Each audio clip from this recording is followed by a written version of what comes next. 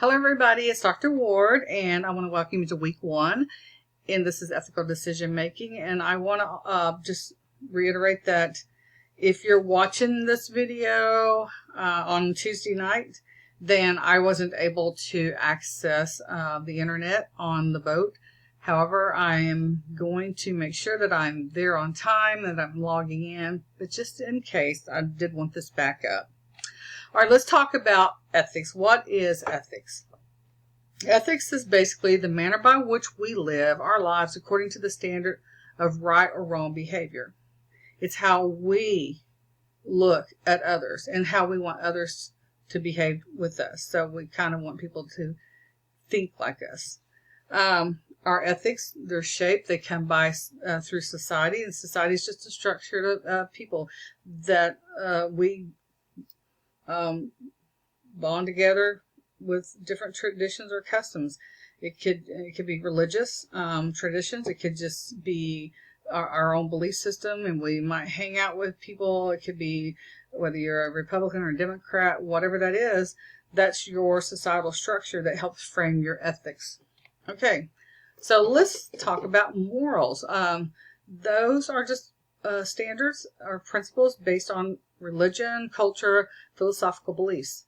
And then those are going to be different based on who we're around. Those our morals and our culture, our morals and our ethics, they all derive at our people that we're around. It could be just our friends, our families, our neighbors, our church, our religion, school, whether and then it could be media. It could be, do you watch CNN? Do you watch Fox News? Is that shaping your moral beliefs? And then just your role models in life that you look up to, and your mentors, are they making an impact on you? And your moral compass, I like to call it, it can actually change over time. And you could probably, if you think back to when you were younger and you lived at home, you may have believed a certain way. Quite possibly when you were in high school and you got around friends and you got around your friends' families, that your moral beliefs started shifting a little bit. Then if you're in college, and let's say you're in a traditional college, when you're actually away from home and you're living in a dorm or an apartment with roommates, again, your moral compass is going to shift again, because you're going to be immersed in hanging around folks that are going to shape those moral beliefs. I wouldn't call it a follower, so to speak. I call it it's what I call it's just being immersed with somebody and being able to make up your own mind or your own decision. Not that it doesn't influence you. I'm not going to say that. I can say for sure it's going to influence you, but it's because you see something there that you like and it makes sense to you, so therefore you adopt it. It happens a lot. You get married, or you're dating someone for a long time. You live with someone. The more you're around them, you share ideas, you get around friends and they have like-minded ideas. Again, your morals are going to shift.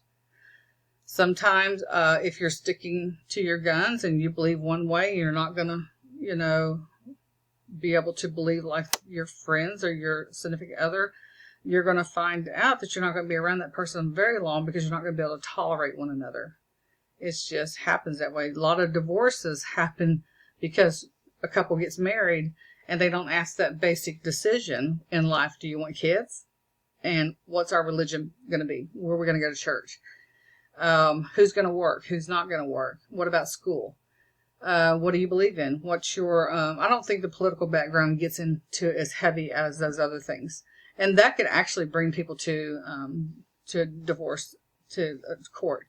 If they find that they have an indifference when it comes to how they're going to raise their children, what church they're going to go to, the religion, it can actually cause a split, believe it or not. So yes, that does happen. Okay, let's talk about morality. Let's talk about right and wrong. Let's talk about what we consider to be our absolutes, those things that we would never, ever do. Will there ever be a time when you go against your own belief system? So, for instance, I don't believe in murder. I don't like guns, never have. I don't think I can ever kill anybody, ever. But then there's that what if.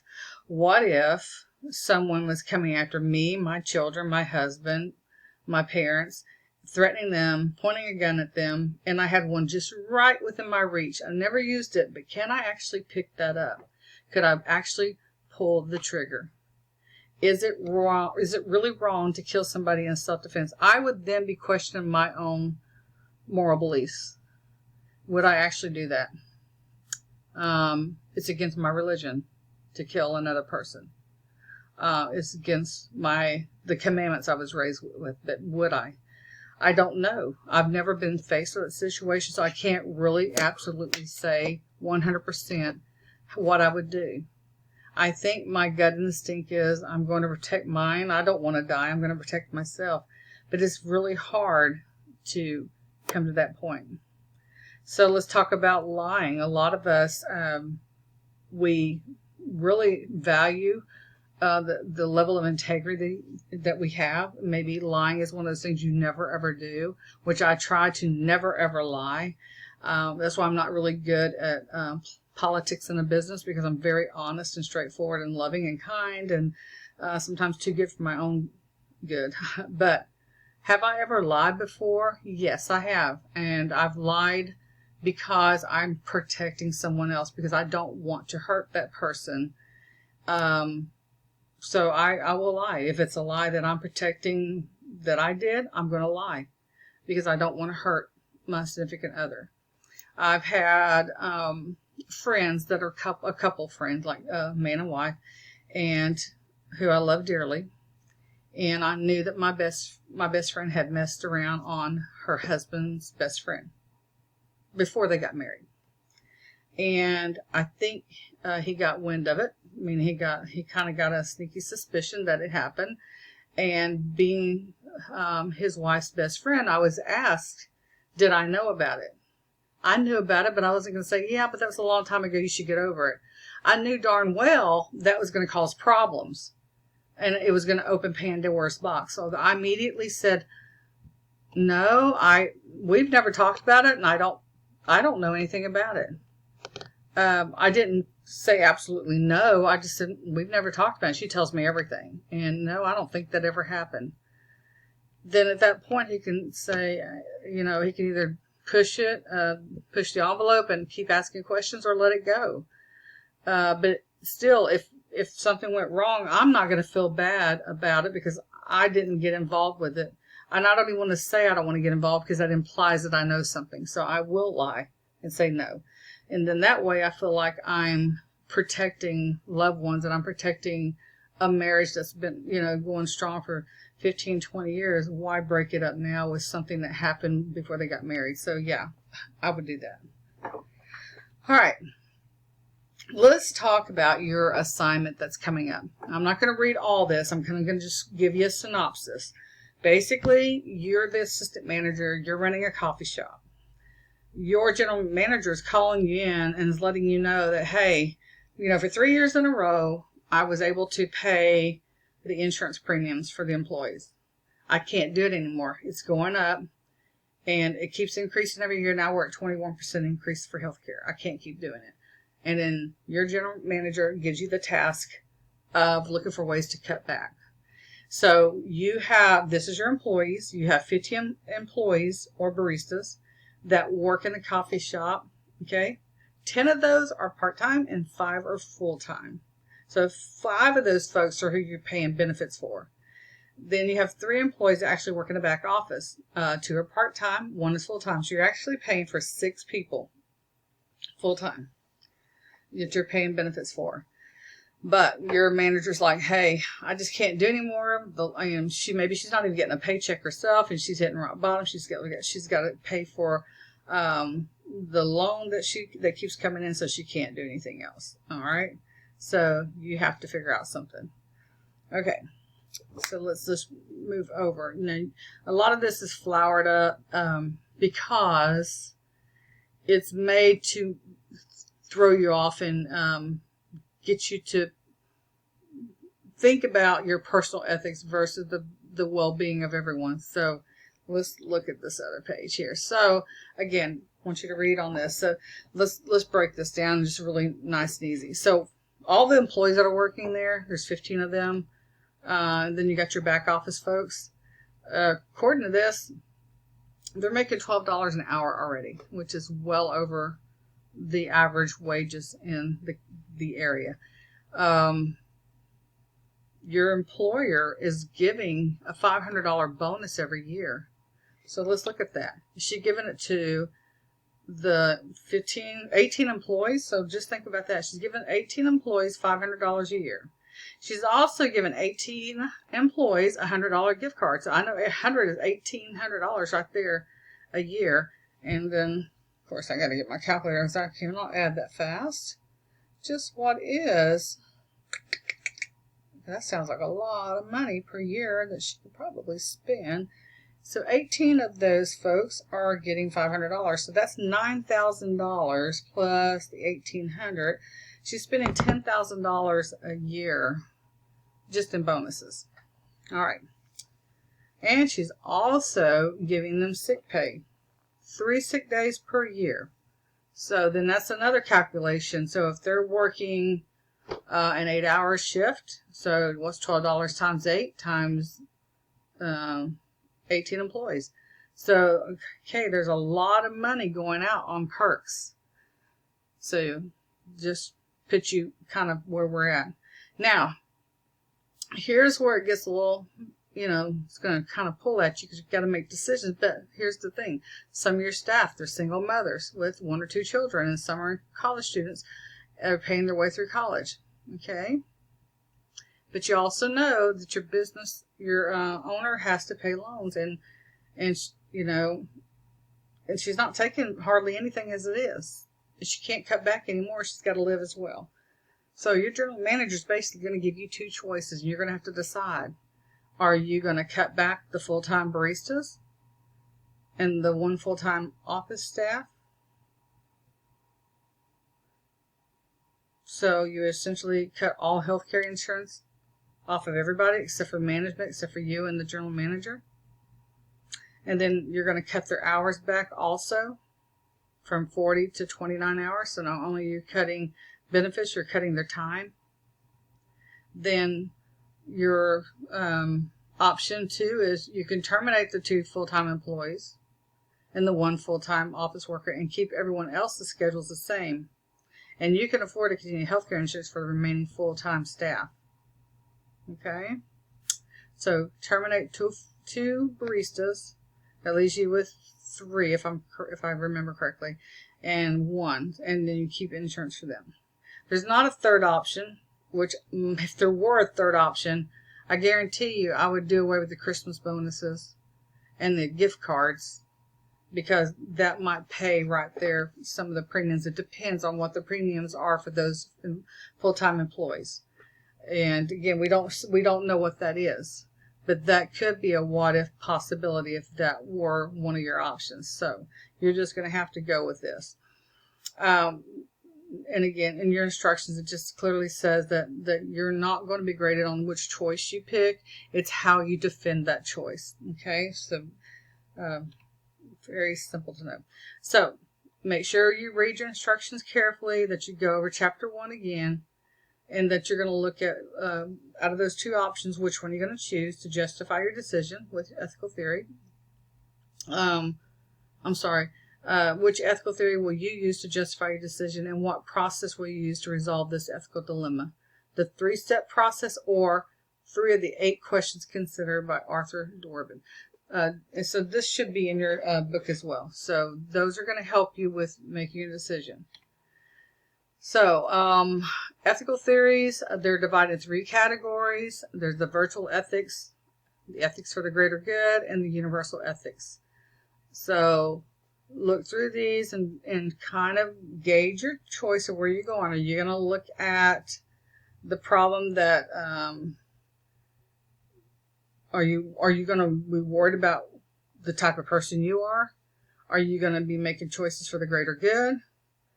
Or are you going to be doing it just out of duty and obligation? So you have to decide, is it going to be, which one it's going to be.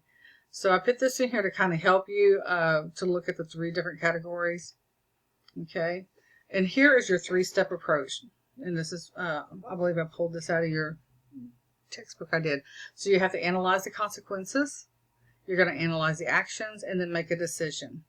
So here's the step process. This came directly from your textbook. So read through these, like who's it going to help? Who's going to be harmed? What's the benefit and the harm that you're talking about? And then you move on. When you start looking at that, you start gauging the decision, then move on and analyze the action. Consider what you're going to do. What's the moral principles, honesty, fairness, equality? What is the way, which way are you going to go here? Consider the common good for everybody, right? And you want to you're trying to probably save as many people as you can, possibly. I mean, that's what you're trying to do. Then make a decision. Take both parts of your analysis into account and then make a decision. And then work out your strategy. All right. This is the 8-step process for resolving ethical dilemmas. So you're going to take your choice between this 3-step approach or this. So just read through these. Here it says, number 1, what are the facts? And know the facts as best you can. Then what can you guess about the facts that you don't know? Since it's impossible to know all the facts. Then what do the facts mean? What does the problem look like through the eye of the people involved? So you put yourself in their place and what would happen. So you're trying to consider every angle before you make a decision. And then you have to derive at the one that makes sense for everybody. Now you have to protect your goal, and I can't tell you this, but you're a manager, you're a leader. Sometimes you can't let your emotions get in the way. I am that type of person that lets my emotions get in the way, and I try to save the world, and I would look at other ways to cut back. But that's, unfortunately, managers are faced with tough decisions like this that they have to make every day. It's really hard. But you have to do this to try to save as many people as you can, to save the company, because after all, if you can't make these decisions, you can't make these cuts, then you're going to be on the chopping block as well, or the business is going to go under. It's not going to be able to survive. So those are things you have to take into consideration. All right. I think that's all I have. All right. So I went over the assignment, kind of touched on what ethics are, and I gave you your examples in here that you can use these approaches. And remember to take one of these choices to work out. You may start out with one and go, okay, I'm not liking this, where it's going. Then go to number 2. If you've been in management long, you work with employees, you work with a schedule, then you know how hard it is when you cut back staff to try to staff your business and what that looks like. So if your goal is to keep as many as you can and your baristas are important, then you have to work that out. So just give that some thought, and if you need help from me, just email me. If this becomes confusing and you're not finding that you understand what's going on, email me, and I can email you back, or we can work one-on-one together. I don't have a problem with that. I just know that this next week coming up, I'm not going to be, I'm going to be out of touch, but I will check my email often because I don't want you guys to get behind on your assignments. So I will check because this is your first week, and I want to make sure you're on the right path. I am an email away. And again, I am the type of person, if you need my help, I promise you, I will get online with you one-on-one you just have to tell me what time of day. I'm off during the summer, and we can work out a time to meet. So I hope I do see y'all Tuesday night. Again, I'm going to make sure that I do my very best to be on. And again, if I'm not there, then you know exactly why I can't be there. It's because I can't get my internet access to get me into a Zoom meeting. Sometimes those things don't work. All right, so have a good week. I'm not going to check in on Saturday, obviously, because I'm going to be getting off the boat and onto a plane. So I'm not going to be anywhere that I can make that happen. But anyways, reach out to me on email and I will get back with you. And I wish you all the best week, and make sure that you get on Yellow Dig. Yellow Dig is going to be very important that we all participate, because the more people that are involved with the community, the better it's going to be. Also, keep in mind that I don't know how most Yellow Digs are done, but how I do it is I relate everything back to what we're doing in that week. And I also encourage folks to share ideas that are going to help us get through this assignment. So if you have any ideas or videos, any help that you want to throw out there, guess what? More kudos for you, and you get extra accolades, and those points add up quickly that way. So share what you can and help your fellow classmates. Okay, well, I'm going to sign off, and I look forward to meeting y'all on Tuesday. Have a good week. Bye-bye.